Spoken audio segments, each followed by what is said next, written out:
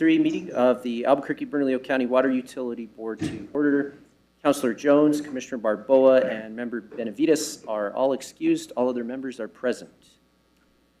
The second item of business tonight will be the Invocation Pledge of Allegiance. We will have a moment of silence and then the Pledge of Allegiance led by Member Real. Would you be so kind? All right. Thank you.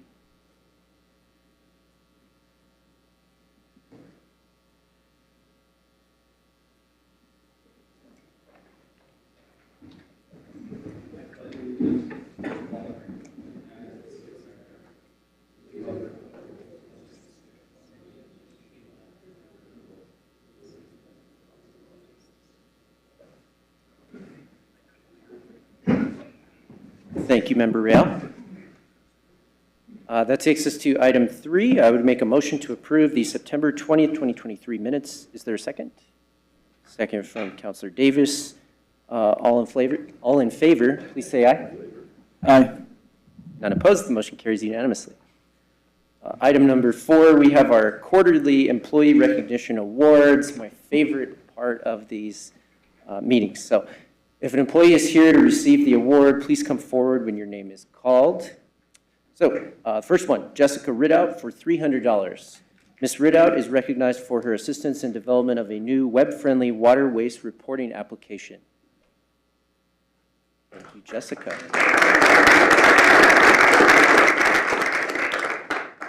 Gilbert Harris and Tracy Dolan, $150 each. These individuals are recognized for their efforts outside their normal duties to keep the cross-connection program running smoothly during a period of understaffing.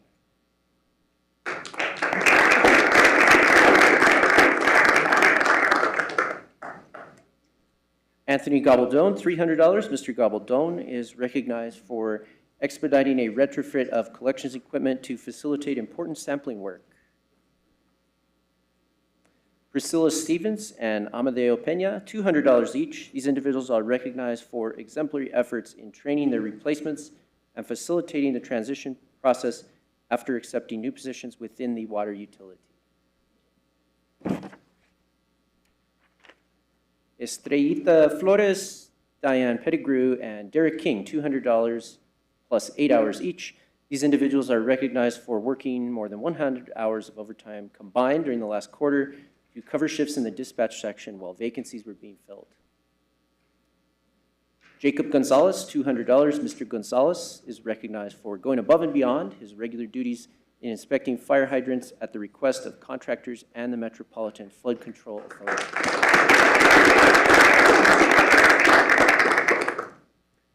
Kathy Leonard and Mayra Escobedo, $300 plus 8 hours each. Ms. Leonard and Ms. Escobedo are recognized for their contributions to improvements in employee health and wellness, promotion, and outreach.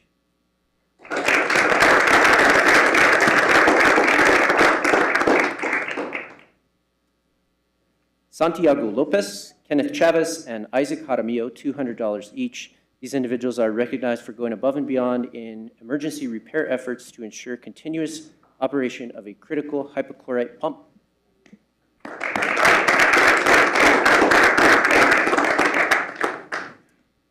And last one here, Jeffrey Lee, $200. Mr. Lee is recognized for working outside his normal job duties to roll out a time-saving electronic signature application across multiple departments.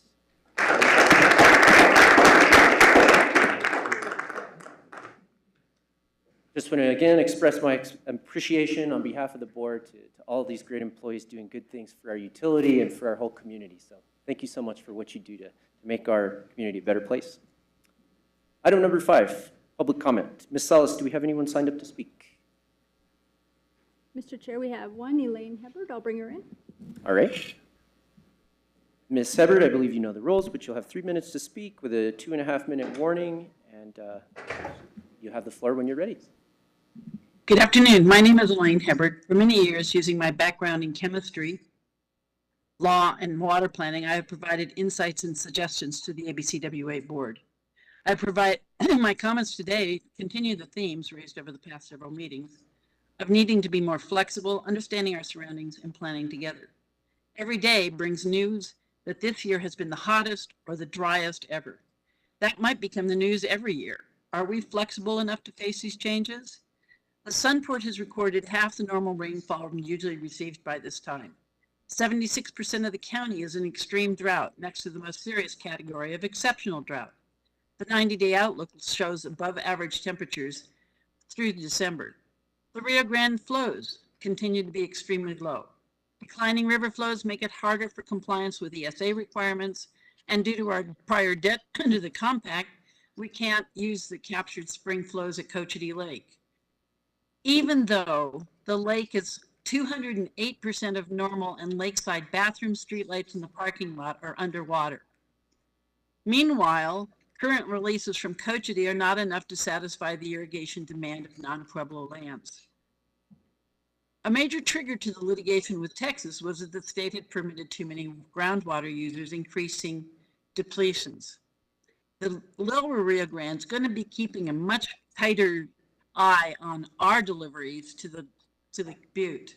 Since we've been under delivering for years, there's no option that we have except for reducing our depletions. So overconsumption of water uses and increasing depletions combined with escalating temperatures and a reduction of water supplies is a formula for disasters, and we need to take some actions.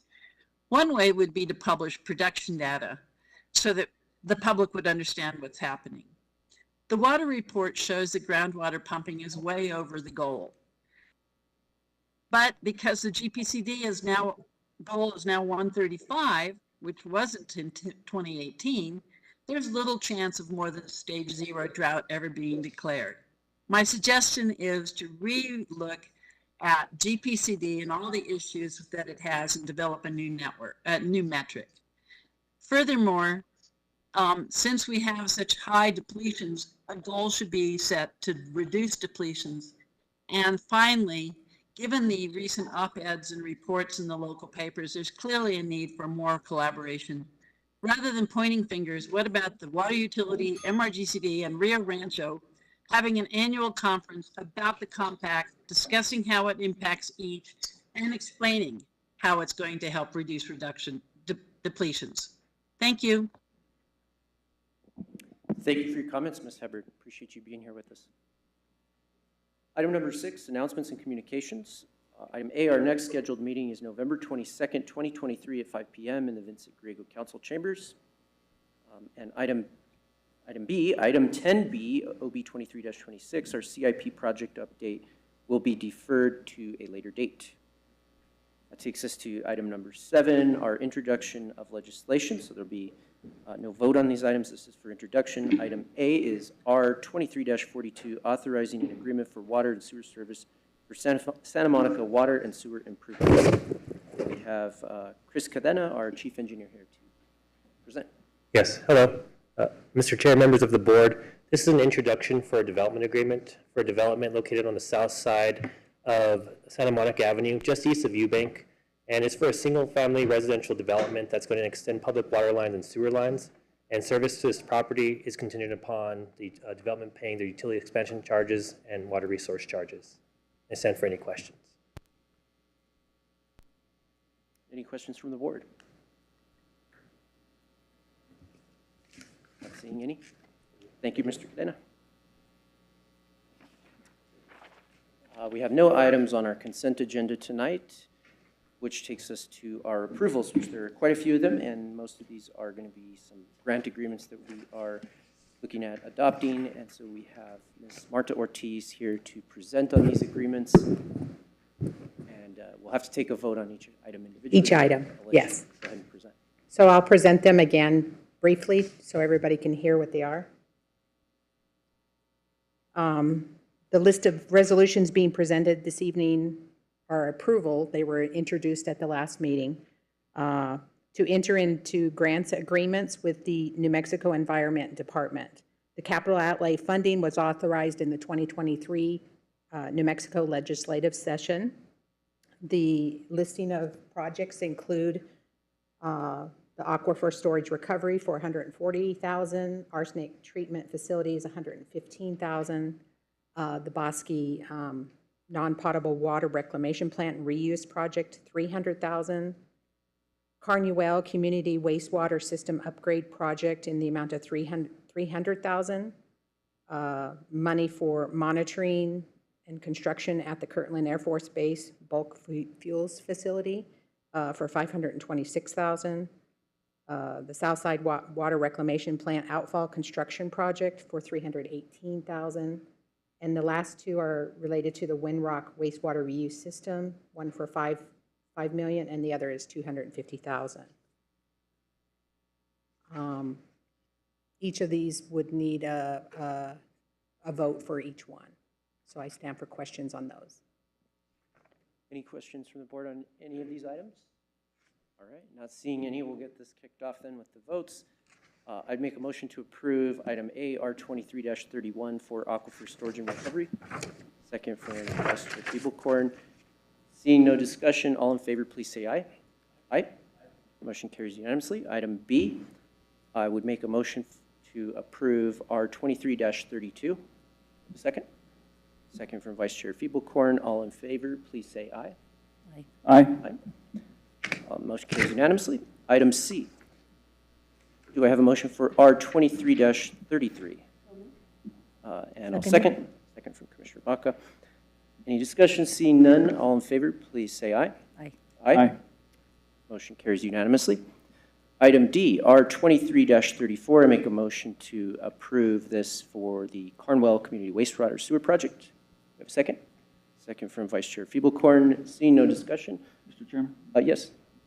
if I might just ask Mr. Sanchez, is this the issue that is this the line that we were talking about several weeks ago through the open space that you had, is this the one for Carnuel, or was that a different issue? Different issue? Okay, thanks.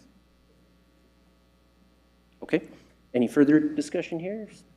Seeing none, all in favor, please say aye. Aye. Aye.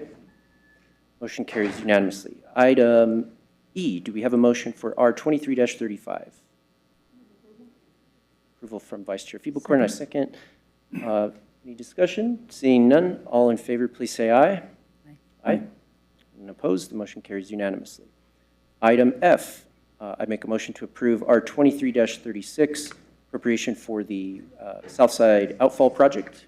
We have a second? Second. Second from Commissioner Baca. Any discussion? Seeing none, all in favor, please say aye. Aye. Aye. Motion carries unanimously. And that takes us to item G. Do I have a motion for R23-37, Windrock wastewater reuse? A motion from Vice Chair Feeblecorn, I second. Any discussion? Seeing none, all in favor say aye. Aye. And opposed, the motion carries unanimously. And item H, R23-38, I make a motion for approval on this Windrock wastewater reuse system. Second from Vice Chair Feeblecorn. Any discussion? Seeing none, all in favor, please say aye. Aye. Aye. None opposed, the motion carries unanimously. I think that's all the items we had presentation on. Yeah, there's one more, Mr. Okay. Chair. R2339 is on September 12th, the Bernalillo County approved the third amendment of the MOU with the Water Authority in the amount of $7.4 million in ARPA funds to the Water Authority to fulfill the scope of work related to the MDC improvements. This additional funding brings the subaward total not to exceed $63 million. And this is the second reading as well. And I stand for questions. Any questions? Do you have a motion for approval? A motion from Vice Chair Feeblecorn, I'll second. Any discussion? Seeing none, all in favor, please say aye. Aye. None opposed, the item carries unanimously. Item J. And one more, Mr. Chair and respective board members. R 2340 is a Water Smart grant, a federal grant that will provide funding and assistance for the Aquifer Storage Recovery Project located at the Arroyo del Oso site. This ASR project provides the ability to store San Juan Chama water in the aquifer to meet the demand, particularly in the years where there's limited surface water.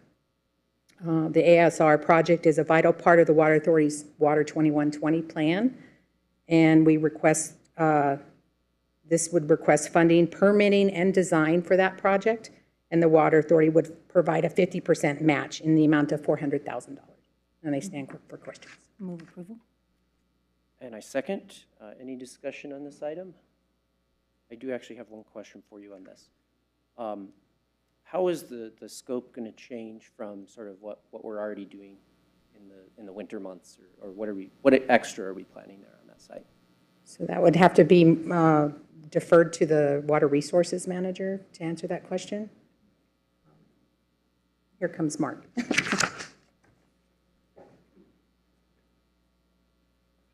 Hi, Mr. Chair and members of the board. So currently we have a surface infiltration in the Bear Canyon Arroyo at near Arroyo del Oso Golf Course. This would be to us to start planning and looking into adding wells for aquifer storage and recovery, similarly to what we have at our drinking water plant. So we would be utilizing the same water that is in Bear Canyon. Bear Canyon would continue to run, but we would also be putting other water down into the ground in the most efficient way through an aquifer storage and recovery well. Great. Thank you for the added information. Anything else? Not seeing any.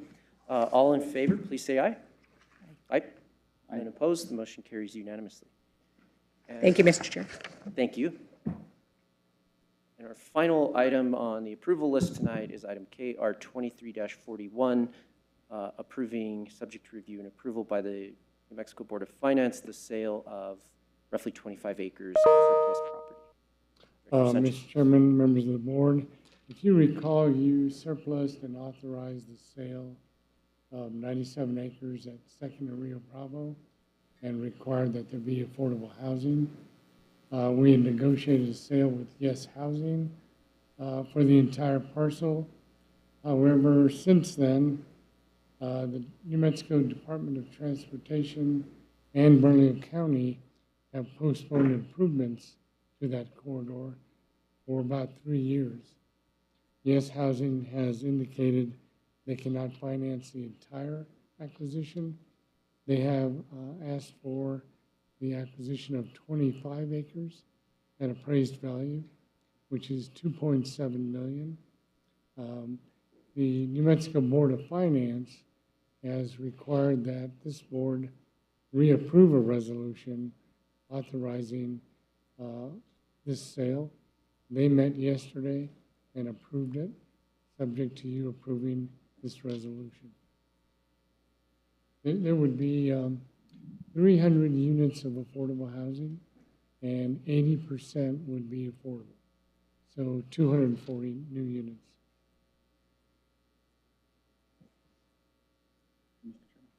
Yes, Member Rail.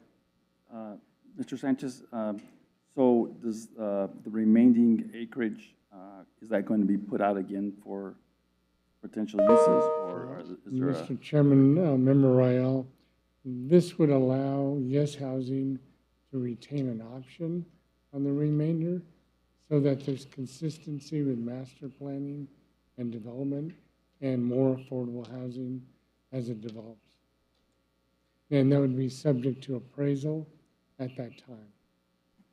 And Mr. Chairman, and Mr. Sanchez, how long is that option? Does that have a expiration date in terms of how long they can hold on to that? Mr. Chairman, Member Royale, 48 months. 48 months? Mr. Chairman. Yes, Commissioner Baca.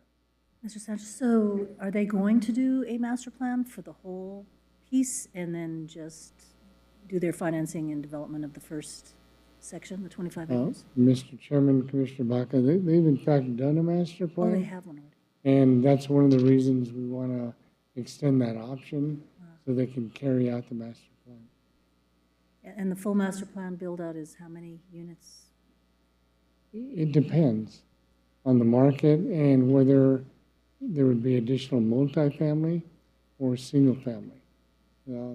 Part of the plan is to have single-family as well. But I think, as it fully develops, we could probably see 500, 600 affordable units in the area. Mr. Chairman, so the master plan allows for that flexibility? Correct. Member Real. And Mr. Chairman, I'm sorry, I meant to ask one other question.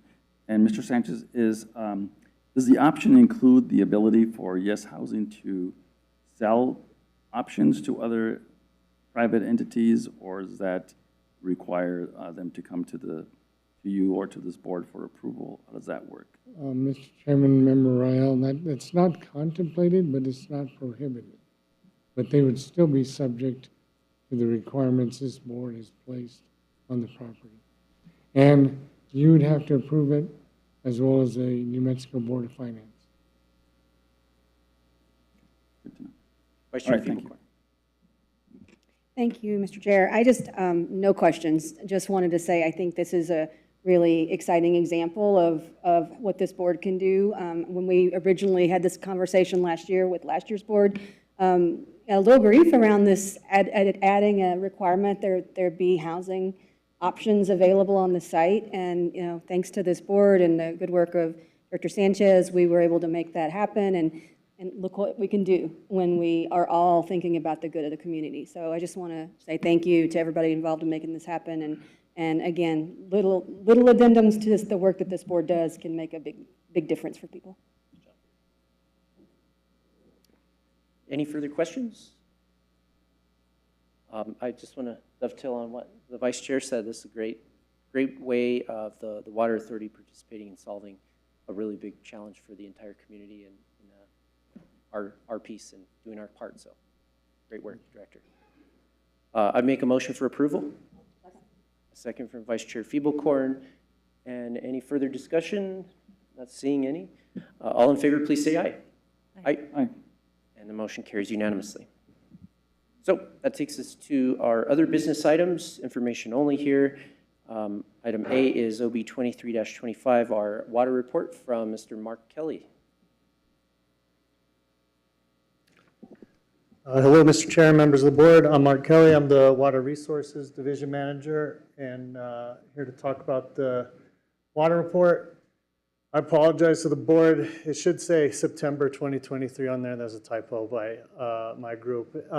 But in September, we had 100% of our supply came from groundwater production. We stopped using our surface water treatment plant on August 10th, and it remains off right now due to low flows of native water in the Rio Grande. And we're hoping that at the beginning of September, there's going to be a lot of releases and the flows are going to increase, and we're looking to start up the surface water plant here in a few weeks. We continue to be at a drought severity index of 376, which is over our threshold of 300. We are above our groundwater pumping goal because we thought we were going to be able to use some surface water in September, and we actually weren't. But our GPCD is looking good at 128. Like I said, our drought triggers trigger us now with that DSCI of over 300 to be into drought advisory. And this is where we were at last month as well. And we are increasing our public education and offering our drought rebate classes where customers can sign up online and learn about drought and learn about desert-friendly landscaping and get a $20 rebate on their water bill. And we're really kind of in a wait-and-see, monitoring drought conditions and tracking our GPCD and groundwater pumping. And that's all I have, and I'll stand for any questions. Vice Chair Feeblecorn. Thank you, Mr. Chair. We'll just bounce back and forth and say this every month. Stage 0 for drought in the current climate with climate change that is not going backwards still seems a little bit wrong to me, and it seems like we should be at a permanent elevated level of concern over the water availability in our state. So, thank you. Thank you, Madam Vice Chair. Any other questions or comments? See none. Thank you, Mr. Kelly. Thank you. Item B has been deferred. And then we have our last item here, item C, OB 23-27, our CMOM update with Mr. Mark Holstad. Welcome. Well, thank you. It's an honor to be here. And so we're going to talk about the Water Authority's CMOM program plan. My name is Mark Holstad. I'm the Chief Engineer for the collection section within the Field Division. Let's see how this thing moves. It works. Okay. So we're going to go through some different items. What is a CMOM plan? Why do we have a CMOM plan? What are the components? How is it doing so far? And what about the future? And the little graphics there is indicating that we're going to go through this pretty quickly. So what is a CMOM plan? Well, as you probably guessed, it's an acronym. It stands for Capacity Management, Operation, and Maintenance, which is in EPA's observation are the key aspects of reducing sanitary sewer overflow. So that's really what a CMOM plan is about. Many of the concepts were developed in the 90s but never became law. Oops, excuse me. There we go. Oops. Okay. Why does the authority have a CMOM plan? Well, simply we have a CMOM plan because the EPA says we're going to. It's part of our permit, and it was first required with our 2012 permit. It was updated in 2019. And in the lower left, it indicates that, as what they said, continue it and update it as necessary. So we have the ability to determine what would be the best way for the Water Authority to manage its system and reduce sewer overflows, which is kind of a nice thing. The components of the CMOM plan are the FOG policy, and there's a lot of acronyms in this discussion. We'll talk about that in a minute. Fat, oils, and grease. We have a CMOM annual report, and we have a self-assessment. Let me see, did I skip an extra one here? No, I did not. Okay, so the authority CMOM plan is the easiest place you can find it. It's on our website. It's, you can go there, it's very easy to find. You can see every single CMOM report that we've submitted to the EPA, and it's a pretty nice website, and I would welcome you to take a look at it sometime. We have some historical pictures of some old equipment that was used to install sewer pipes in 1954. We once found a bird in our sewer line, and we got it out and let it go. And the story of our bird and the video is on site.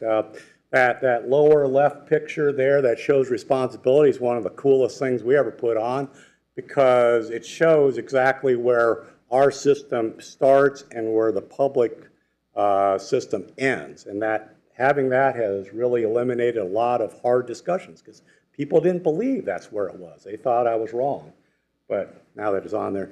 And lastly, lower right, we have a little sewer game that was created just for me by my daughter, and she licensed it to us, and it's kind of adventure game, and you can determine whether you want to cause an overflow or not. So we have some pretty cool things on our website, and I hope you go visit it.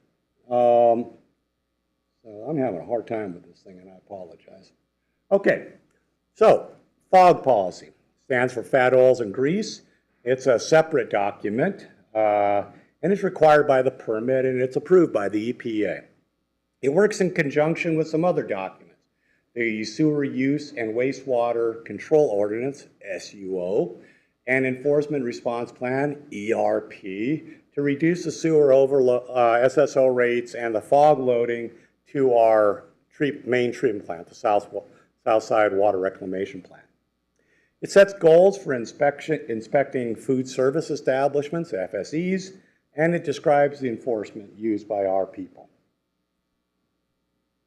We have an annual report that we update each year, and it describes our activities, past and planned, and it's intended to be a communication tool for everybody, including the board, the public, regulatory agencies, our own people. And it's, again, right on our website. There's a lot in that report. In the top graphics, it shows an indication of our overflow emergency response plan, which is a document that's about 14 pages long, and it describes in detail how we respond to an overflow and how we go out and address it and mitigate it, so that we do the same thing every single time. And when something comes up that isn't usual, we have a plan and we follow our plan. The documents on the bottom are the fruit of our SSO study team, which consists of staff members from the collection section and the NPDES pretreatment group. NPDES is the name of our permit, stands for National Pollutant Discharge Elimination System. And we have a group that goes out and works with the various food service establishments and so forth to make sure that their systems are doing their job to remove fat, oils, and grease. And there's staff from my group, too, that are on this. Every single time we have a blockage in a sewer, spill or not, we go out and investigate it, and we determine, that team there determines and documents a cause for that spill or a blockage, and they determine a mitigation. And so they have a mission statement that the team will work interdivisionally to study, analyze, and determine causes of previous SSOs to mitigate future SSOs in the collection section. The document in the lower left is Appendix 1 of each of our CMOM reports, in which we detail each spill that occurred, including ones that are not reportable to the EPA, because those would be the ones that impact property. So we care about those a lot too. And so it details the information, including any enforcement follow-up that we might have done. The table in the middle is causes, what our causes were, and the table on the right is mitigation. How did we mitigate each one of these?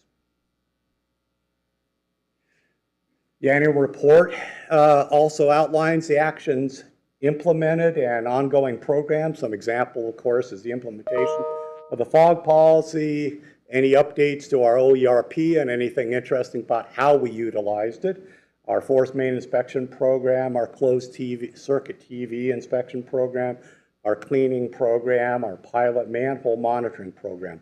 And we identify gaps. Most years, the only gap that we have is that we continue to have some overflows, because we identified quite a few gaps early on and we closed them. This year, we identified a gap in our GIS, and we went out and we took care of it. I'm going to show a picture later on of how we captured some sewage, and I'll describe how the gap there and what we did. And of course, we are always doing a lot of advertising, and that's also outlined in our CMOM plan, what we're doing. Our self-assessment is a rather interesting document. We lay out everything about our system, how many feet, what the sizes are, the whole thing. It's out there for the public to see.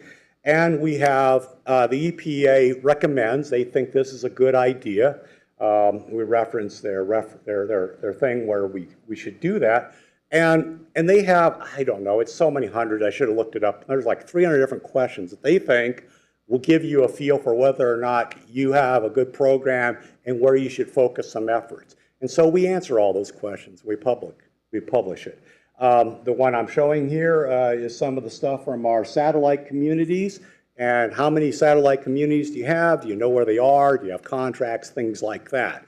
But there's like 300 different things, and it's pretty cool. So we do that. We do it every 5 years because things don't change that much. But we're going to do the next one in conjunction with the calendar year 2023 report next year. So how are we doing? Well, we're doing well. We've knocked our SSO rate down substantially. And the authority's been good to us. We've got better equipment than we used to have. We put good, you know, you're only as good as your nozzle.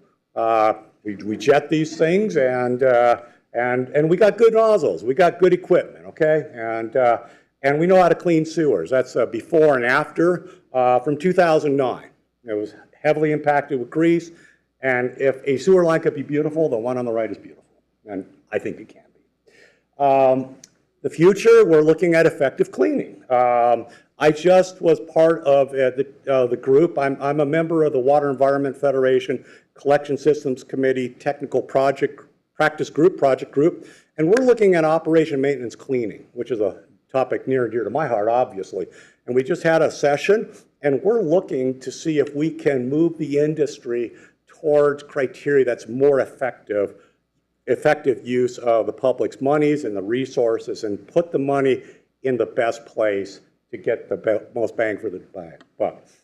Those two graphs are ones that I presented at this session. It shows our cleaning rate and how we've shifted the left one shows how we've shifted more efforts into our hotspot cleaning, because our analysis shows that those lines are more likely to spill than the rest of the system. So Pareto principle says put your efforts where the problems are. The chart on the right shows how we've driven down our two cleaning programs. We do sub-basin cleaning to hit the whole system, and we hit the short interval to hit the hotspots. And we've driven both programs down. There's a lot of reasons. It isn't just our focus on cleaning efforts, but there's a lot of things. But that just shows how we've driven about both programs at the same time. The future, data capture and utilization. We're all about data acquisition and utilization. The picture on the right is was the cover of the Water Environment and Technology magazine. I had an article in there talking about how we've gone out with the help of utility development and our IT group. We developed a method first of its kind to capture TV data that developers do. Every single sewer line that we accept has been televised, but because of the way systems work, it has to be tied to GIS, and it can't be tied to GIS when it's done, because we don't put in a GIS until it's built and we accept it. And so the timing was goofy, and we came up with a method to do that. And we had like 30% of our system was built in the last 25 years. So this is a very significant thing. So it's something that we're doing. The picture on the left is a test, a pilot that we're doing to go out and observe water levels in manholes and see if we can catch some overflows happening. We'll see where it goes. The graph shows a little test we made and confirmed that the system worked, which we knew it did, but that's just a nice little graphic. Capturing spills and removal. We don't like to have SSOs, but you know what? A lot of times in life, it's when you have a problem, it's really about how you respond. And what we try to do is capture the sewage and return it back to the system. The picture on the right is about 2017. It was an interesting case where we had a sewer line that we were cleaning, and I don't know if we even knew it, but it went through a storm drain manhole, and that pipe was so old that by cleaning it, it broke in the manhole, went straight to the Embudo Arroyo, and it was flowing down and eventually would get to the river. But it did not, because our our process is we've worked with a MAFCA, and I didn't even know about it. I was sitting with Jerry Lovato, the executive director of a MAFCA that day, and our staff, my staff called his staff, and his staff went out and put that dirt berm there, and then my staff went out and started removing the flow so it wouldn't go downstream. And that happened. That's a beautiful system when it happens without having to go through the top. It went straight to the workers. The workers worked together. Now that's a nice thing, and it worked very well. The problem with it is or we can always make things better. And what we can make better here is that we had to remove it with a Vactor. We pull it through the chute into a tank, and then we had to drive it to the sewer. The picture in the middle, we bought we went out and we worked with the MAFCA, and that's that middle picture, that Paseo del Norte in the North Diversion Channel. You may have ridden your bike going to the Balloon Fiesta, like I did, okay? And it's a great place. Well, right there's a 24-inch sewer line where if we could pump it in, we wouldn't have to drive it off. We could do it more quickly. We could do it more effectively. So the plan is, and we're going to practice this plan next year with a MAFCA, is we went out and bought a high-powered, a regular pump-off. That tank in the back, it's hard to see, but the tank in the back has a lot of them have pump-offs, but those pump-offs are just kind of sideways in the next manhole. They don't go up the hill. So we had to buy a special one, and it worked like a champ. So the next time that there's a problem that hits the North Diversion Channel, a MAFCA's ready and we're ready to go out there and pump it straight into the manhole and do it more quickly and effectively. That picture on the left is a picture of a water quality pond that a MAFCA owns over there at Westbluff. It's just north of I-40. It's around 64th Street or so. We had a major spill last year on July 10th, and I'll tell you the mitigation, then I'll tell you the story of that pond. The mitigation, we determined that SSO was caused because we did not have accurate information on a certain portion of our system. We televised so much of it, but we had not televised some lines that the GIS showed had been rehabilitated because we're focused on the lines that are corroding. Turns out that there was a gap in there, gap meaning we were missing proper data, and we had a major collapse because of that. So in response, what we did was we got a contractor. We already had him on a contract. We identified 125 segments that were similar to that, which similar in that they were shown to be rehabilitated, but we had no TV and we had no record drawing information. We went and televised all of them, and so we've closed that gap. Now, to what happened on this spill where a MAFCA helped us is that the spill occurred just about 6 p.m. on a Sunday night. I was made aware of it a little before, I think it was a little before 8, maybe 7. I can't remember. I have to go back and look. Anyway, I went out and looked at it. I did not know where it was going. So at 10 o'clock that night, after I'd done what I could, I called up Jerry Lovato at 10:24 p.m. on a Sunday night. He answers on the first ring because Jerry is that kind of guy. And he said, I can help you, Mark. So we went out at 11 o'clock. We confirmed that it was flowing through that pond. And he said, would you like me to block it? I could hold this sewage for you. And I said, yes, sir, I would like that. Okay. And so they came out, and I think they were out there about like 12:30, something like that, 1 o'clock. By 2:30, they had blocked off flow. They had assembled plywood, and they placed it, and they put dirt, and they held 3 million gallons. We had a 6.7 million gallon spill. That is not something we want to repeat, but we captured 3 million of it, and we held it and we pumped it off. So we did the best we could, and I was so happy with MAFCA and how they supported us. I don't think they left till like 5:30 that morning. And that person on the right is my great-grandfather, Ole Bredesen, first-generation American, sewer worker, and I'm members of the board, Mr. Chair, I'm open for your questions. What's that? Well, I got a passion for it. Any questions? Vice Chair Feeblecorn. Not a question, Mr. Chair. Just wanted to thank you for this presentation. I was not expecting to learn so much and be entertained on a CMOM presentation. So I think it says a lot about the Water Utility Authority that the staff are all so passionate about their jobs and so smart and informed. And just thank you very much. Thank you.